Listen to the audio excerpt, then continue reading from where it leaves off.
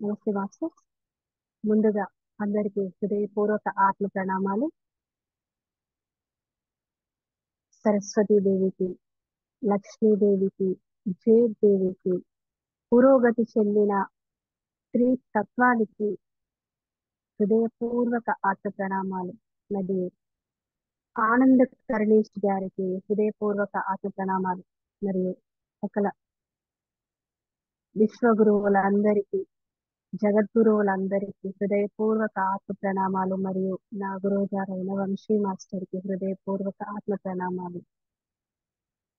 Okay masters, ఈ రోజు మనం 1000 Seeds of Joy ఈ పుస్తకం యొక్క వ్యాఖ్యానాన్ని చెప్పుకుంటున్నాము. 4వ చాప్టర్ అయిపోయింది. మనము 5వ చాప్టర్ స్టార్ట్ చేసుకున్నాము. అందులో ఈ సంభాషణ ఆనంద కరుణేష్ గారు మరియు సరస్వతీదేవి యొక్క మధ్య జరుగుతున్న ఈ సంభాషణ మనం ప్రీవియస్ క్లాస్ లో, అంటే గతంలో అడిగిన క్వశ్చన్, ఆయన అడిగిన ప్రశ్న ఏదైతే ఉందో దానికి కంటిన్యూషన్ లో మళ్ళీ మనము ఈ సంభాషణని కొనసాగిద్దాము.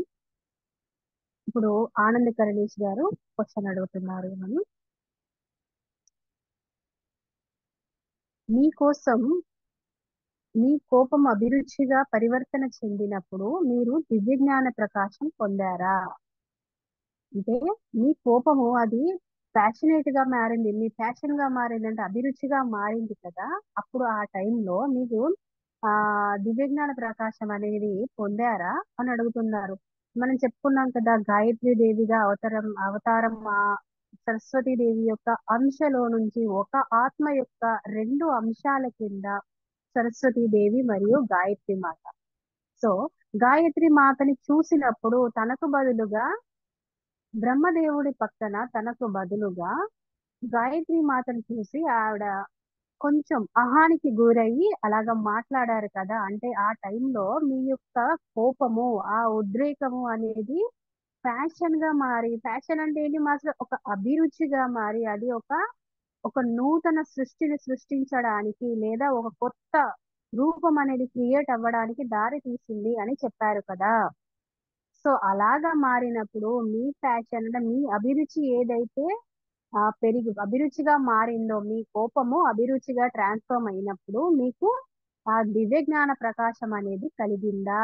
అంటే అప్పుడు మీరు ఎన్లైట్ అయ్యారా, లేదా మీరు ఆ కోపంతోనే అలాగా ఉండి మీ నోట్ నుంచి రావడానికి మీరు అలౌ చేశారా అనేది ఇక్కడ మనకు రచయిత గారు అమ్మని ప్రశ్న అడుగుతున్నారు. అప్పుడు అమ్మ ఏం సమాధానం చెప్తున్నారు అంటే, ఈ సంఘటన జరిగప్పటికీ నేను దివ్య ప్రకాశాన్ని పొంది ఉన్నాను. అప్పటికే నా 6 చక్రాలు తెరుచుకొని ఉన్నాయి. గతాన్ని, వర్తమానాన్ని మరియు భవిష్యత్తుని నేను చూడగలను. కానీ నా అహం యొక్క సూక్ష్మ భాగం 7వ చక్రంలో తెరుచుకోకుండా మిగిలి ఉంది.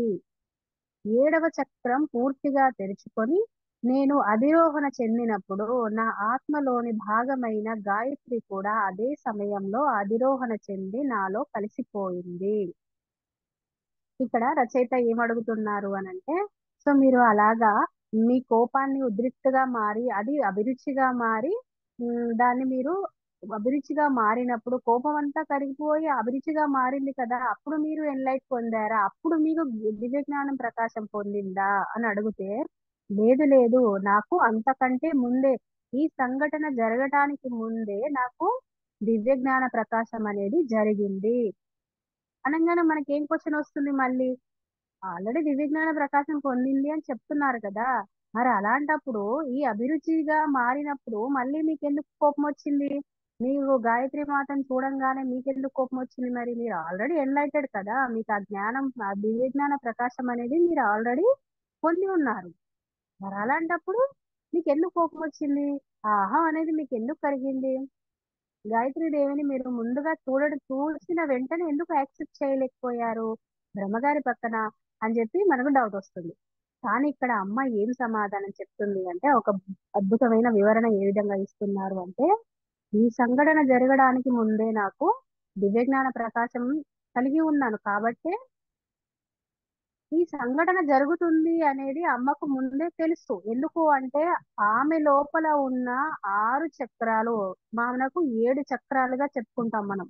ఈ 7 చక్రాల్లోన ఆల్రెడీ 6 చక్రాలు అనేవి తెరుచుకోబడి ఉన్నాయి, అంటే యాక్టివేట్ అయి ఉన్నాయి. ఈ 6 చక్రాలు యాక్టివేట్ అయి ఉండడం వల్ల ఆమె భూత భవిష్యత్ వర్తమాన కాలాలని చూడగలుగుతారు. సో ఈ భవిష్యత్తుని చూడగలిగారు కాబట్టి ఈ సంఘటన జరుగుతుంది అనేది అమ్మకు ముందే తెలుసు కదా. అయినప్పటికీ ఈ సంఘటన జరిగినప్పుడు మరి అలాగ ఎందుకు రియాక్ట్ అయ్యారు, అలా ఎందుకు ప్రవర్తించారు, గాయత్రి దేవిని చూడంగానే ఆవిడ ఎందుకు యాక్సెప్ట్ చేయలేకపోయారు అనేది మనకు క్వశ్చన్ వస్తుంది. అయితే ఇక్కడ ఏం చెప్తున్నారు అంటే మన లోపలి 7 చక్రాలలో నాకు కేవలం 6 చక్రాలు మాత్రమే యాక్టివేట్ అయి ఉన్నాయి, ఓపెన్ అయి ఉన్నాయి. ఈ 7వ చక్రము అనేది అహంతో కప్పబడి ఏదో ఒక చివరన శకలాలుగా మిగిలబడి ఉన్న కొంచెం మాత్రంలోనే ఈ అహం కారణంగా నా 7వ చక్రం అనేది క్లోజ్ చేసి ఉన్నది, ఇంకా ఉత్తేజితం అవ్వలేదు. అంటే ఏం చెప్తున్నారు, ఓకే నాకు 6 చక్రాలు యాక్టివేట్ అయ్యాయి, నేను భూత భవిష్యత్ వర్తమాన కాలాలని చూడగలుగుతాను, కానీ మరి ఎందుకు అలాగా రియాక్ట్ అవ్వాల్సి వచ్చింది, నేను ఎందుకు అలా ఉన్నాను అంటే నా 7వ చక్రం అనేది యాక్టివేషన్ లో లేదు, అది ఉత్తేజితం తెరుచుకోబడలేదు.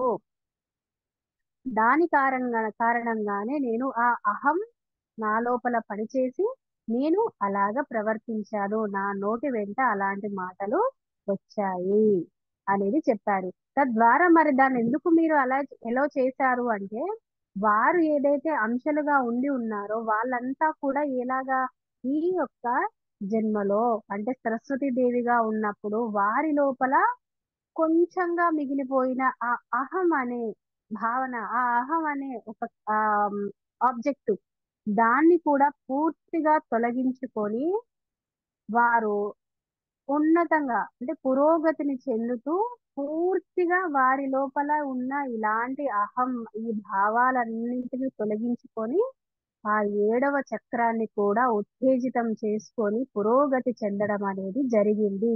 దానివల్ల నాకు మరియు నా యొక్క అంశ అయిన గాయత్రి దేవికి కూడా సహాయమే జరిగింది. ఎందుకంటే మేము ఆ జన్మలో అహం వల్ల 7వ చక్రం మూసుకుపోయబడి ఉంది, ఇంకా తెరవబడలేదు మాది.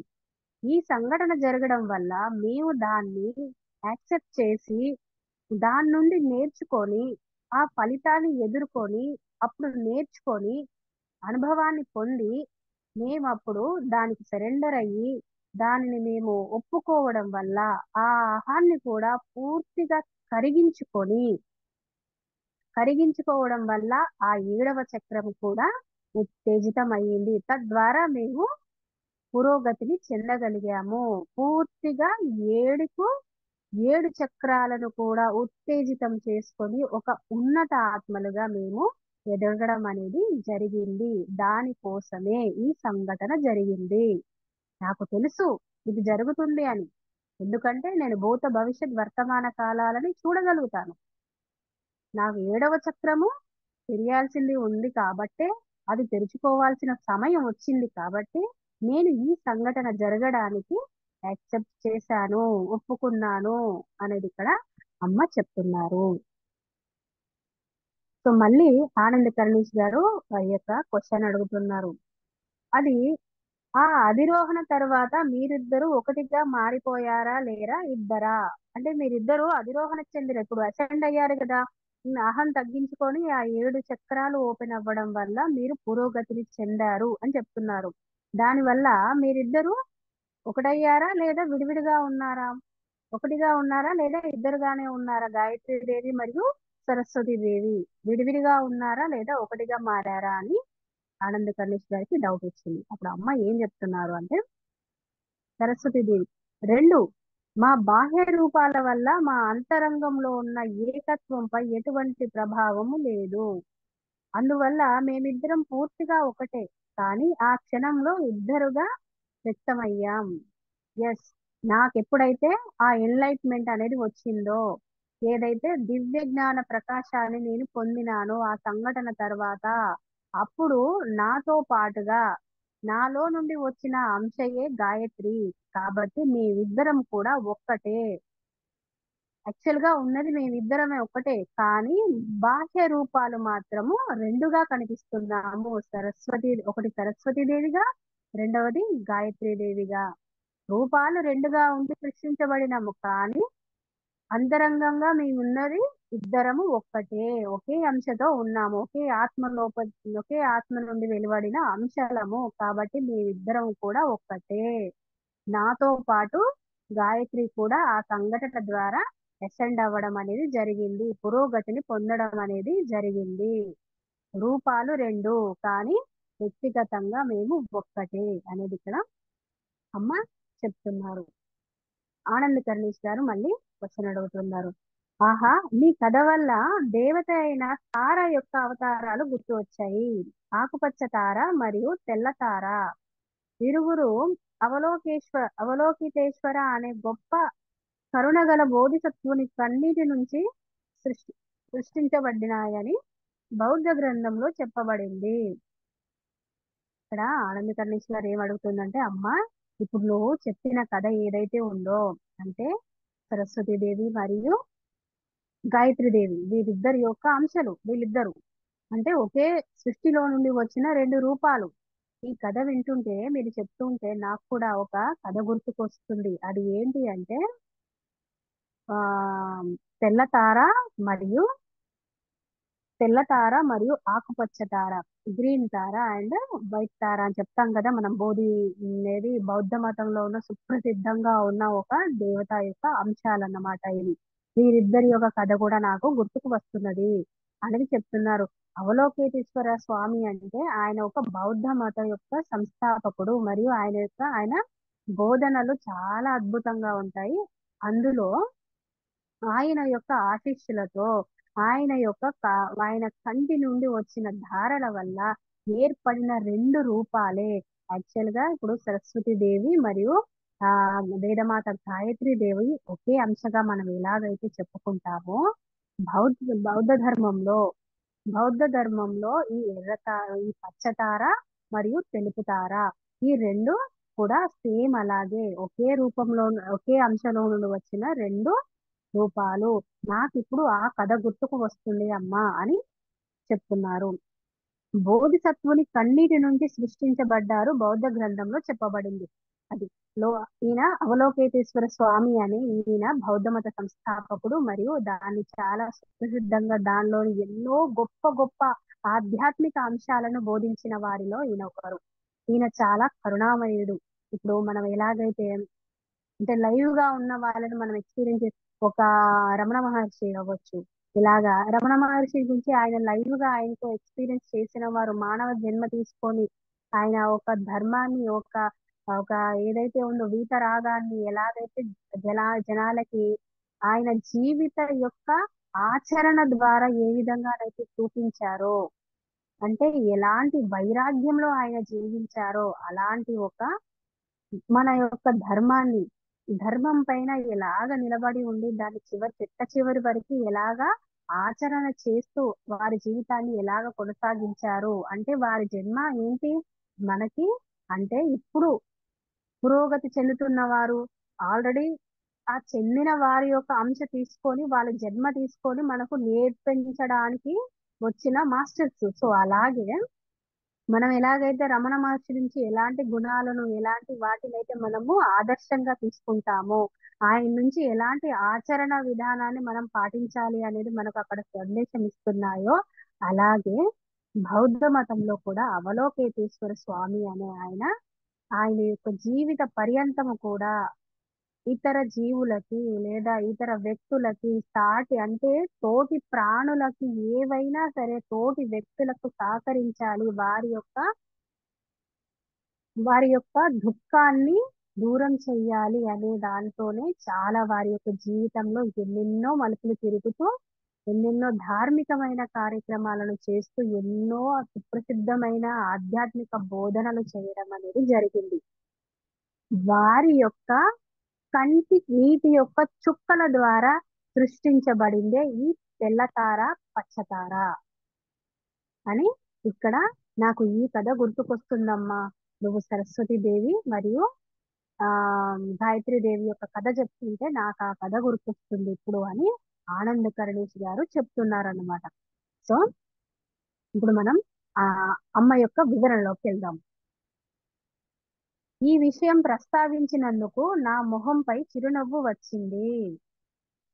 ఇప్పుడైతే ఆనంద్ కరణేష్ గారు ఈ ఎర్రతార పచ్చతార మరియు తెలుపు తార గురించి ఈ యొక్క టాపిక్ ని రేస్ చేసినప్పుడు ఈ సంఘటన గుర్తు చేసినప్పుడు ఆవిడ మొహం పైన చిరునవ్వు అనేది వచ్చింది. నాకు చాలా చిరునవ్వు వచ్చింది.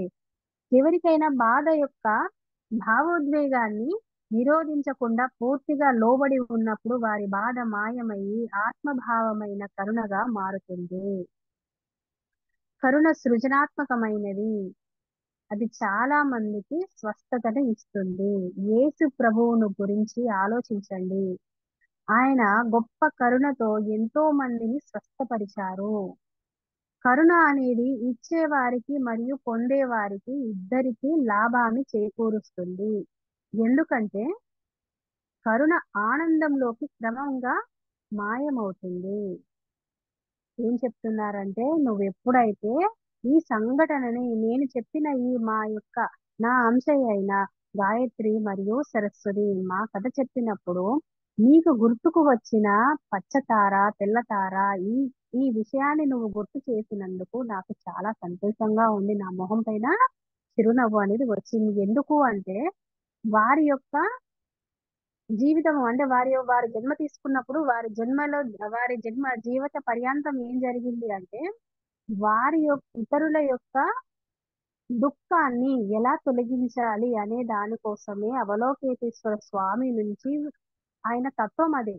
ఆయన వచ్చిన డిజైన్ అదే. ఆయన ఏ పని చేయడానికి వచ్చారో ఆయన జీవిత పర్యంతం ఏదైతే చెయ్యాలని నిర్ణయించుకున్నారో అది చేస్తున్న క్రమంలోనే అలాంటి అంశతో జన్మించిన వారే వీరిద్దరు కూడాను. వీళ్ళిద్దరు ఎలా అంటే సేమ్ అవలోకేతేశ్వర స్వామి ఏదైతే చేశారో ఎలాంటి ఏం చెయ్యాలనైతే వచ్చారో వీరిద్దరు కూడా అలాంటి ఆ దుఃఖాన్ని ఇతరుల యొక్క దుఃఖాన్ని తొలగించడానికి దానికి ఎలాంటివి చేయాలి ఎలాంటి ఆ పాటిస్తే అంటే అంటాం కదా ఎలాంటి టూల్స్ అయితే మనం వాడతామో లేదా ప్రత్యాహారాలు వాడతామో వాటి ద్వారా మనలోని దుఃఖాన్ని ఏ విధంగా దాటుకోవచ్చును అనే దాని గురించి వారి జీవితంలో జరిగిన ప్రతి ఒక్క సంఘటనను ఆచరణ పూర్వకంగా మనకు అనుభవ పూర్వకంగా తెలియజేయడం అనేది జరిగింది. కాబట్టి ఇక్కడ ఆ టాపిక్ నాకు గుర్తు వచ్చింది కాబట్టి ఇక్కడ దీని గురించి ప్రస్తావించడం అనేది చాలా అవసరము అని అమ్మ సరస్వతి దేవి ఏం చెప్తున్నారు అంటే ప్రతి వ్యక్తి వారి యొక్క దుఃఖానికి లోబడి ఉన్నప్పుడు నిరోధించకుండా దాన్ని ఆపివేయకుండా అంటే ఏదో ఒక బాధ వచ్చింది దాన్ని పూర్తిగా ఆ బహిష్కరిస్తూ అంటే దాన్ని కట్ చేస్తూ చిచి నాకు ఇది రాకూడదు నేను ఎందుకు బాధపడాలి అసలు ఏం చేయాలి అది అని అంటూ సప్రెస్ చేస్తూ అంటే దాన్ని అక్కడే ఆ అణచివేయబడుతూ అలాగా ఉండడం వల్ల కూడా వారికి బాధ అనేది రెట్టింపు అవుతుంది. ఎప్పుడైతే మనము దాన్ని నిరోధించకుండా పూర్తిగా ఉన్నది ఉన్నట్టుగా యాక్సెప్ట్ చేస్తామో అప్పుడు ఆ బాధ నుంచి మనం బయటికి రాగలుగుతాము. దాన్ని పూర్తిగా ఇక్కడ ఒకే మాట చెప్తున్నారు మాస్టర్స్. ఏ సంఘటన జరిగినా ఎలాంటి బాధాకరమైన సిచ్యువేషన్ జరిగినా అప్పుడు మనం దాని గురించి ఆలోచించడమో లేదంటే దానిని వ్యతిరేకించడమో లేదా దాన్ని సప్రెస్ చేయడమో చేయకుండా దానికి పూర్తిగా దాన్ని యాక్సెప్ట్ చేయాలి. దాన్ని యాక్సెప్ట్ చేసి దాన్ని ఆ యొక్క బాధని కరుణగా మారుతుంది. అలా చేయడం ద్వారా ఆ బాధ అనేది కరుణగా మారుతుంది. ఈ కరుణగా మారడం వల్ల మన లోపల ఆనందం అనేది ఏర్పడుతుంది. బాధ ఏ విధంగా మారింది మాస్టర్స్? ఆనందంగా మారింది. ఎప్పుడు మారింది? దాన్ని మనం పూర్తిగా ఒప్పుకున్నాం, యాక్సెప్ట్ చేసాం, అప్పుడు అది ఆనందంగా మారింది. దానికి మనం ఏమి సప్రెస్ చేయలేదు, అలో చేసాం, దాన్ని కట్ చేయలేదు, స్కిప్ చేయలేదు. ఓకే, దాన్ని ఉన్నది ఉన్నట్టుగా యాక్సెప్ట్ చేసినప్పుడు మనలోని ఆ కోపం అనేది ఏ విధంగా ఒక కరుణగా మారుతుంది. ఈ కరుణ అనే ఒక ఆత్మ భావన, ఈ కరుణ యొక్క ఆత్మ భావన అనేది ఆనందాన్ని కలిగిస్తున్నది. కాబట్టి ప్రతి ఒక్కరూ కూడా మీ దుఃఖాన్ని వ్యతిరేకించకుండా దాన్ని పూర్తిగా యాక్సెప్ట్ చేసి దాని గురించి పాజిటివ్ గా థింక్ చేసి దాన్ని ఒప్పుకొని దానికి సరెండర్ అయి ఉన్నట్టయితే మీకు మీరుగానే ఆ భావన మార్చుకొని దాన్ని ఆ కరుణగా మారుతుంది. ఇలాంటి కరుణగా ఉంది, ఈ కరుణగా భావన అనేది మారినప్పుడు ఈ భావన ఎదుటి వారి బాధపడుతున్న వారికి మరియు ఓదారుస్తున్న వారికి ఇద్దరికి కూడా సహాయం, అంటే బాధ అనుభవిస్తున్న వారికి మరియు వారికి సాంత్వన ఇస్తున్న వారికి కూడా ఉపయోగపడుతుంది. వ్యతిరేకించడం వల్లనో దాన్ని స్కిప్ చేయాలనుకున్ననో దాన్ని దాటాలనుకున్నవా దాన్ని ఊరికే దాని గురించి ఆలోచిస్తూ దాని వెంటపడి గుచ్చి గుచ్చి ఆలోచించడము, నేను ఇంతే, నా జీవితం ఇలాగా అయిపోయింది, ఇలాగా ఉన్నాను, నాకు ఇంత పెద్ద కష్టం వచ్చింది అని పదే పదే దాని గురించి అనుకోవడం వల్ల కూడా ఆ బాధ అనేది పోదు. ఎదుటి వాళ్ళు చెప్పినప్పుడు కూడా వినే స్థితిలో మనము ఉండము. కాబట్టి దాన్ని పూర్తిగా యాక్సెప్ట్ చేసినప్పుడు మాత్రమే దాని నుంచి మనము దాటుకోగలుగుతాము. ఆ కరుణ భావన కలుగుతుంది. కరుణ భావన ద్వారానే మనము ఆనందాన్ని చూడగలుగుతాము అనేది ఇక్కడ అమ్మ చెప్తున్నారు. అది ఇచ్చేవారికి మరియు పొందేవారికి, కరుణ భావన ద్వారా కలిగే ఆనందం ఇచ్చేవారికి మరియు పొందేవారికి ఇద్దరికి కూడా లాభాన్ని చేకూరుస్తుంది. ఎందుకంటే కరుణ అనేది ఆనందానికి నెక్స్ట్ స్టెప్. ఏదైతే మన భావన ఈ బాధ అనేది కరుణగా మారుతుందో ఈ కరుణనే మెయిన్ ఇంపార్టెంట్. ఈ కరుణ ద్వారానే మనం ఆనందాన్ని మళ్ళీ పొందగలుగుతాం, బాధలో నుంచి బయటికి రాగలుగుతాము. సో మాస్టర్స్ అందరూ యాక్సెప్ట్ చేయండి. ఫస్ట్ మీ యొక్క బాధని మీరు యాక్సెప్ట్ చేయండి, సాక్షిగా గమనించండి. అప్పుడు ఆ భావన అనేది మారిపోతుంది. బాధను అహం అణిచివేసిన లేదా బాధకు అనుసంధానమైన కరుణను తెలుసుకోలేరు. అహం బాధను అణిచివేసినప్పుడు తన బాధను మరియు ఇతరుల బాధను తెలుసుకోలేడు. అహం ఈ అహం ఏం చేస్తుంది, మరి ఎందుకు మనకు ఆ దుఃఖం వస్తుంది అంటే ఈ అహం కారణంగా మన లోపల ఉన్న ఈ అహం ఏదైతే ఉందో అది ఆ బాధని అణచివేస్తుంది. అణచివేయడం అంటే ఇప్పుడు ఒక బాధ వచ్చింది, ఇది అబ్బా నాకు ఇలాంటిది వచ్చింది, నాకు ఇలాంటిది వచ్చింది, ఇప్పుడు కాదు, నేను దీని గురించి ఆలోచించాను, నాకు అక్కర్లేదు. కొన్ని రకాలుగా చాలా మంది చెప్తున్నారు, నేను అసలు పట్టించుకోనండి దాని గురించి అని. పట్టించుకోనండి పైకి చెప్తాం, కానీ లోపల ఉండేది ఉంటుంది కదా. దాన్ని అలాగా అంటే దాన్ని నొక్కి పెట్టి ఉంచుతున్నాం, దాన్ని అణిచివేసి ఉంచుతున్నాం. అలా ఉంచినప్పుడు ఏమవుతుంది, అది సప్రెస్ అయ్యి ఏదో ఒక రోజు మళ్ళీ బయటికి వికృత రూపం దాల్చి బయటికి రావాల్సిందే. అట్లా చేయడం కూడా అది కరెక్ట్ కాదు. అణచివేయడం వల్ల ఆ బాధ అనేది ఏదో ఒక రోజు బయటికి వస్తుంది కానీ ఆ కరుణ అనేది అసలు కలగదు. ఆ భావన కరుణ రూపంగా అసలు మారదు. అణచివేస్తున్నాం కానీ భావన మార్చుకోవట్లేదు. అహం బాధను అణిచివేసినప్పుడు తన బాధ ఇతరుల బాధను అసలు తెలుసుకోలేడు. తన బాధ తనకు అర్థం కాదు, ఇతరులు పడుతున్న బాధను కూడా అతను తెలుసుకోలేడు. ఎందుకంటే అహం అనేది అక్కడ పనిచేసి మన బాధని అణిచివేస్తా ఉన్నది. అణిచివేసి అణిచివేసి బయటికి ఒకేసారి వికృత రూపంగా అది సప్రెస్ అయిందంతా కూడా బ్లాస్ట్ అవ్వాల్సిందే కదా. అది బరస్ట్ అవ్వడం వల్ల ఇంకా ఎక్కువ డ్యామేజ్ అనేది జరుగుతాది అనేది ఇక్కడ చెప్తుంది. ఇంకొంతమంది ఏం చేస్తారంటే అహం బాధతో అనుసంధానమైనప్పుడు అయినప్పుడు కూడా బాధను గురి చేసి మరింత దుఃఖం మరియు నిరాశకు గురి చేస్తుంది. అంతే కదా. ఒకవేళ ఆ నాకొద్దు నాకొద్దు నాకొద్దు అని అణచివేసినా అలాంటిది సప్రెస్ చేసినా అలాగే జరుగుతుంది. ఆ కరుణ భావన అనేది అసలు ఏర్పడదు. అలా కాకుండా దాంతో పాటే మింగిల్ అయ్యామనుకోండి, నాకు చాలా బాధ వచ్చింది, నేను ఎంతో బాధపడుతున్నా, నాకు ఇలాంటి కష్టం ఉంది, నాకు అలాంటి కష్టం ఉంది అని ఎప్పుడు కూడా దానితో అనుసంధానం అంటే ఏంటి, ఇంటర్లింక్ అయ్యి దాని గురించే ఆలోచిస్తూ దాన్నే హైలైట్ చేస్తూ దాన్నే పెద్దదిగా చేస్తూ పోయినప్పటికీ కూడా ఆ అహం అనేది పనిచేస్తూ ఆ బాధ అనేది అసలు ఎప్పటికీ తగ్గదు. దానికి ఇంకా అడ్వాన్స్ గా మనకి నిరాశ, నిస్పృహ మరియు ఇలాంటి బాధలు, దుఃఖం అనేది కలుగుతా ఉంటుంది. దీని ద్వారా కూడా మనకు ఎలాంటి ఉపయోగం అనేది లేదు అనేది ఇక్కడ అమ్మ చెప్తున్నారు. దీనివల్ల మరింతగా మనకి దుఃఖం అనేది కలుగుతుంది. దాని గురించి ఎందుకంటే దుఃఖంతోనే అనుసంధానమై 24/7 మనం దాని గురించి ఆలోచిస్తున్నాం కాబట్టి అదే మన జీవితం అవుతుంది. ఆ దుఃఖాన్నే మళ్ళీ మనము ఫేస్ చేయాల్సి వస్తుంది, మరింతగా అనుభవిస్తాము, డిప్రెస్ లోకి వెళ్ళిపోతాం. కాబట్టి దుఃఖంతో అనుసంధానం అవ్వడం కూడా కరెక్ట్ కాదు అనేది ఇక్కడ చెప్తున్నారు. దివ్య జ్ఞానం దివ్య జ్ఞాన ప్రకాశం చెందే లోపు ఇతరుల బాధను స్వస్థపరుస్తానని ప్రతిజ్ఞ చేశారు బోధిసత్వులు. ఎవరండి? బోధిసత్వులు అంటే బౌద్ధ మతంలో ఉన్న బోధిసత్వుని గురించి మనం వినున్నాం కదా. మనకు సెవెంత్ సెన్స్ ఆ సినిమాలో చూపిస్తారు చాలా అద్భుతంగా. సో ఆయన ఏం చెప్పారు అని అంటే, దివ్య జ్ఞాన ప్రకాశం చెందేలోపు ఇతరుల బాధను స్వస్థత పరుస్తానని ప్రతిజ్ఞ చేశారు. అంటే ఆయన లోపల ఆ భావన ఏదైతే, ఫస్ట్ ఆఫ్ ఆల్ ఆయన ఇలా ప్రతిజ్ఞ చేయడానికి గల కారణం ఏంటి అంటే, ఆయన కారణం కనుక్కున్నాడు. అసలు ఈ మానవాళికి బాధ, ఈ దుఃఖం అనేది కలిగినప్పుడు వాళ్ళు దాన్ని అణిచివేస్తున్నారు, లేదా దానితో పూర్తిగా అనుసంధానం అవుతున్నారు. ఈ రెండు రకాల ప్రయత్నాల ద్వారా కూడా వారి యొక్క బాధ అనేది అసలు పోవటం లేదు, తగ్గడమే లేదు, ఇంకా ఇంకా పెరుగుతుంది.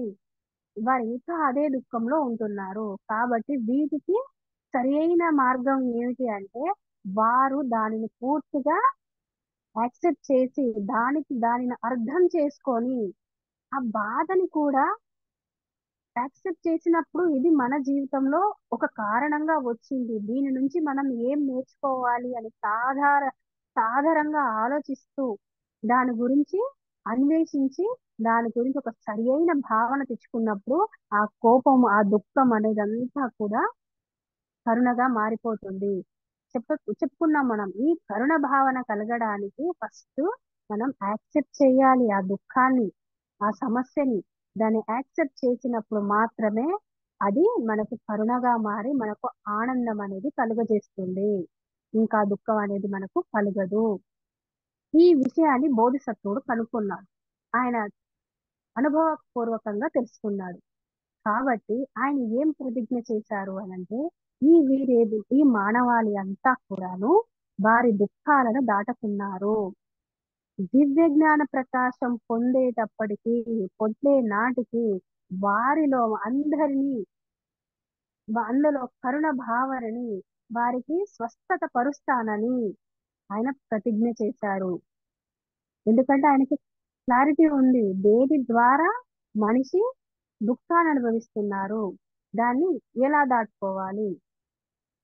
ఫస్ట్ ఇలా చేయడం ద్వారా ఏమైంది, ఆయన లైఫ్ లో ఆల్రెడీ ఎక్స్పీరియన్స్ చేశారు. ఆయన చేసిన మూలంగానే దాని ఫలితం ఏంటంటే, ఆ భావాన్ని ఎప్పుడైతే తనకు వచ్చిన సమస్యని యాక్సెప్ట్ చేశారో, ఆయన భావన ఆ దుఃఖం అనే భావన ఏ విధంగా కరుణగా మారింది, ఆ కరుణ భావన ఆయనకు ఆనందాన్ని కలిగించింది. ఇదే ఫార్ములాని నేను అందరికి చెప్పి వారిని ఆ దుఃఖంలో నుంచి బయటపడేస్తాను అని ప్రమాణం చేశారు. ఎందుకంటే ఇది ప్రతి ఒక్కరికి అవసరమే. ఆయన అంత కాన్ఫిడెంట్ గా చెప్పారు, ఆయన ప్రతిజ్ఞ చేసి చెప్పారు అనంటే ఇది ఖచ్చితంగా వర్కౌట్ అవుతుంది. కేవలం సరెండర్నెస్, కేవలం దాన్ని సాక్షిగా గమనించడం, దాని గురించి అన్వేషణ చేయడం, నిందలు వేయకుండా మిమ్మల్ని మీరు నిందించుకోకుండా మిమ్మల్ని అర్థం చేసుకొని మీ జీవితంలో వచ్చిన ప్రతి భావము, భావన, సంఘటన అన్ని కూడా మీ యొక్క ఆలోచన, మీ యొక్క ప్యాటర్న్, మీ యొక్క బ్లూ ప్రింట్, మీ ప్రణాళికలో భాగమే. మీ బిహేవియర్ ని మార్చుకోవడానికి కూడా మీరు ఇక్కడికి వచ్చి ఉన్నారు. కాబట్టి ఇది కూడా వారి యొక్క జన్మ ప్రణాళికలో భాగమే. కాబట్టి వాటి నుంచి ఎలాగ దాటుకోవాలి, ఆ ఫార్ములా, ఆ సూత్రం ఈయనకు దొరికిపోయింది. కాబట్టి ఈ సూత్రాన్ని ఉపయోగించి ఈ దుఃఖం అనే సాగరంలో మునిగి కొట్టుమిట్టాడుతున్న ఈ మానవాళిని అందరినీ నేను స్వస్థపరిచేంత వరకు నేను ఖచ్చితంగా స్వస్థపరుస్తాను అని శపథం చేయడం జరిగింది. ప్రపంచంలోని దుఃఖం గురించి కొద్దిపాటి అహం వారి దుఃఖానికి అనుసంధానమైన వారి పూర్తిగా దివ్యజ్ఞాన ప్రకాశం పొందడానికి అడ్డుపడుతుంది. ఏదైతే ఈ దుఃఖం ఉందో ఈ దుఃఖం అహం కారణంగా వస్తుంది. ఈ అహంని తొలగించుకోవడానికి దీని వల్ల ఈ అహం ఉండడం వల్ల ప్రపంచంలోని దుఃఖం అంతా కూడా వీరికి అనుసంధానమై ఒకటి అణచివేస్తున్నారు, రెండవది దానికి అనుసంధానం అవుతున్నారు. ఈ రెండింటి వల్లనే వారు అసలు దివ్య జ్ఞాన ప్రకాశాన్ని పొందలేకపోతున్నారు. ఇది అడ్డుపడుతుంది దానికి. ఏది ఏమైనప్పటికీ భావోద్వేగ జీవులు ఆనందంలోకి స్వస్థత పొందినప్పుడు అది బోధిసత్వుల మిగిలి ఉన్న అహాన్ని విడుదల చేయడానికి సహాయపడి వారిని బుద్ధులుగా పరిణామం చెందడానికి సహాయపడుతుంది. మన బాధను క్రమక్రమంగా మార్చుకోవడానికి ఈ విశ్వం మొత్తం మరింతగా ఆనంద మూలాల్లోకి విస్తరించుకోవాలని తెలుస్తున్నది. ఆయన ఏమన్నారు? వారు బోధిసత్వులు దివ్య జ్ఞాన ప్రకాశం పొందడానికి ప్రతి ఒక్కరికి ఈ దుఃఖం అనేది అసలు అడ్డు వస్తుంది.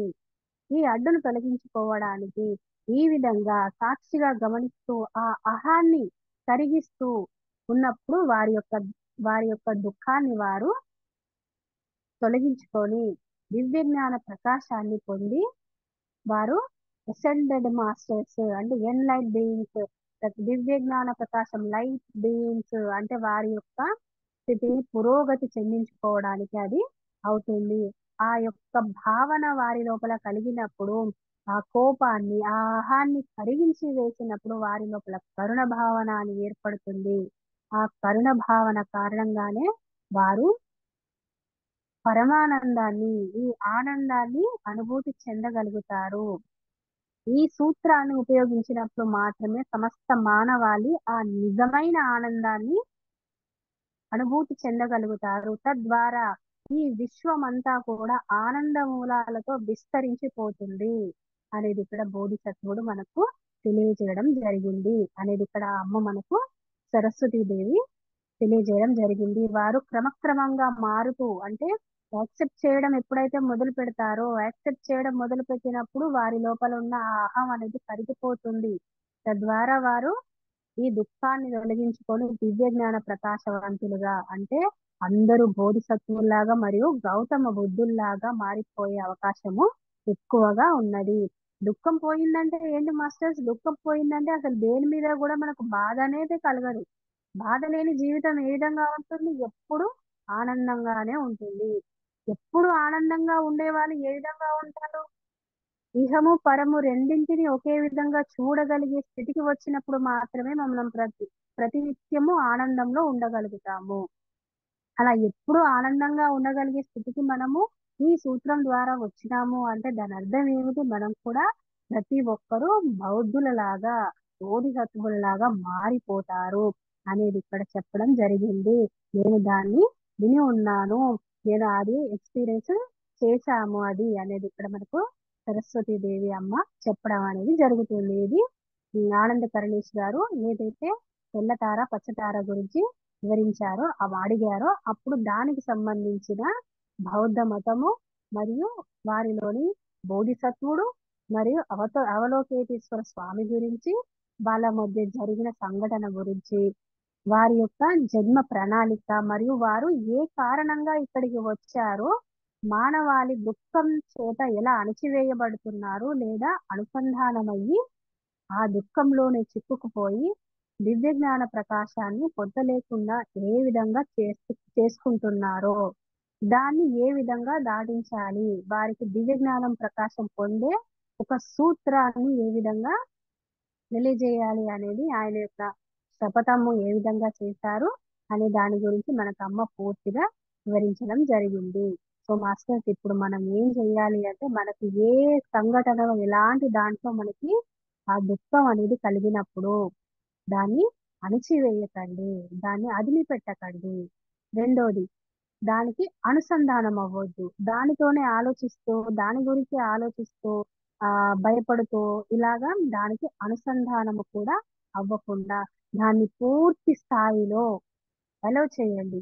దాన్ని పూర్తి స్థాయిలో సాక్షిగా ఉన్నది ఉన్నట్టుగానే చూడండి. దాని గురించి అర్థం చేసుకోండి. అప్పుడు మీ భావన అనేది నెమ్మదిగా మారడం అనేది జరుగుతుంది. అది కరుణగా మారిపోతుంది కాబట్టి మనకి ఆ దుఃఖం అనేది ఇంకా ఉండదు. దాని నుంచి మనం బయటపడగలుగుతాము అనేది బోధిసత్వుని యొక్క సందేశము. సో ఇది మాస్టర్స్ ఈ రోజు మన క్లాస్. ఇది మనం ఇక్కడితో ఆపేస్తున్నాం. సో ఈ జ్ఞానాన్ని మనకి ఇచ్చిన సరస్వతి దేవి అమ్మకి మరియు బోధిసత్వునికి, అవలోకితేశ్వర స్వామికి మరియు గురువులందరికీ హృదయపూర్వక ఆత్మ ప్రణామాలు తెలియజేస్తున్నాం మాస్టర్. మళ్ళీ నెక్స్ట్ క్లాస్ లో మనం కంటిన్యూ చేద్దాం. Thank you.